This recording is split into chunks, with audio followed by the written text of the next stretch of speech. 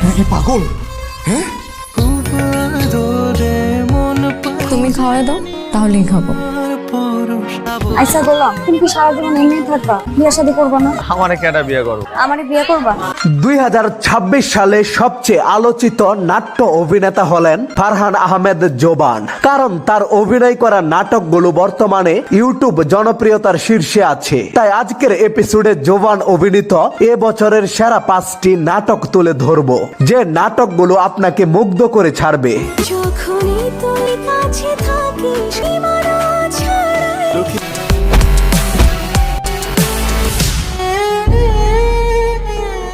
এক নাম্বার, সম্পর্কের গল্প। 2025 সালে তোমাদের গল্প দিয়ে মুগ্ধতা ছড়ানোর পর মোস্তফা কামাল রাজ আবারও নিয়ে এলেন এক হৃদয়স্পর্শী পারিবারিক নাটক, নাম সম্পর্কের গল্প। Thank you so much for your sweet সাপ।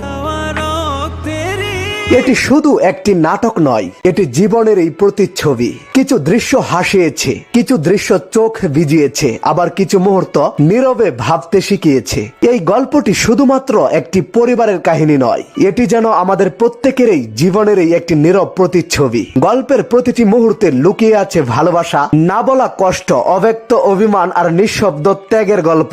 সর্বোপরি একজন নাট্যপ্রেমী হলে সম্পর্কের গল্প একদমই মিস করা উচিত নয়। সম্পর্কের টান কখনো কখনো সময়ের ঝুলে ঢেকে যায়। 2 নাম্বার, মনের দেয়াল।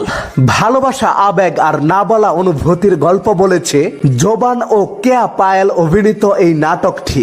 গল্পের প্রতিটা মোড়, সংলাপের প্রতিটা শব্দ আর চরিত্রগুলোর আবেগ এতটাই বাস্তব ছিল যে অজান্তেই গল্পটার ভেতর ঢুকে যাবেন।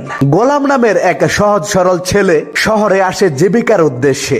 স্থানীয় এক বড় ভাই ছোটখাটো ব্যবসা জোগাড় করে দেয়, কিন্তু ওই বড় ভাই যেই মেয়েকে পছন্দ করে তাকেই ভালোবেসে ফেলে গোলাম। এরপরেই শুরু হয় তার বিরুদ্ধে ষড়যন্ত্র, ভেঙে যায় গোলামের স্বপ্ন। নাটকটা শেষ হয়েছে, কিন্তু এর রেশ এখনো মনে লেগে আছে। সত্যিই মনের দেয়াল ছিল এক কথাই অসাধারণ।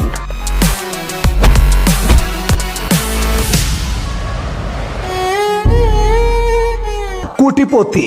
আপনি কোটিপতি কিন্তু সংসারে সুখ নেই, তাহলে এই কোটিপতি হয়ে লাভ কি? এই নাটকে এমন এক গল্প তুলে ধরা হয়েছে। পরিবারকে কাছে রাখতে গল্পের নায়ক জোবান একজন সামান্য বেতনভুক্ত কর্মচারীর অভিনয় করে। নিজে কোম্পানির মালিক হয়েও পরিবারকে জানায় তার বন্ধুর কোম্পানি, সে সামান্য কর্মচারী। কারণ তার মনে ভয়, যদি এই অর্থবিত্তের কথা পরিবার জানতে পারে তবে এই হাসি আনন্দ থাকবে না। শেষ পর্যন্ত কি হয় তা জানতে দেখতে হবে এই অসাধারণ নাটকটি। আসলে কোটিপতি হওয়া গর্বের হতে পারে, কিন্তু মানুষ হওয়াটাই আসল সম্পদ। কোটিপতি হওয়াটা গর্বের হতে পারে, কিন্তু মানুষ হওয়াটাই আসল সম্পদ। হৃদয় গভীরে। হৃদয় গভীরে কেবল প্রেমের গল্প নয়, এটি সম্পর্কের জটিলতা, আত্মত্যাগ এবং বাস্তবতার সংমিশ্রণে দর্শককে আবেগপূর্ণ ভ্রমণে নিয়ে যায়। একটি ত্রিভুজ প্রেমের গল্প। জোবান, তটিনী এবং মারিয়া শান্ত, এই 3 জনের মধ্যাকার সম্পর্কের গল্পটা আপনার হৃদয় ছুঁয়ে দিবে। নাটকটি শুরু হয় রাফা রাফিনের মনোমুগ্ধকর প্রেম কাহিনী দিয়ে। অন্যদিকে মারিয়া শান্ত, যাকে বিয়ে করলে রাফিনের পরিবারে আসবে আর্থিক সচ্ছলতা, করাতে পারবে অসুস্থ বাবার চিকিৎসা।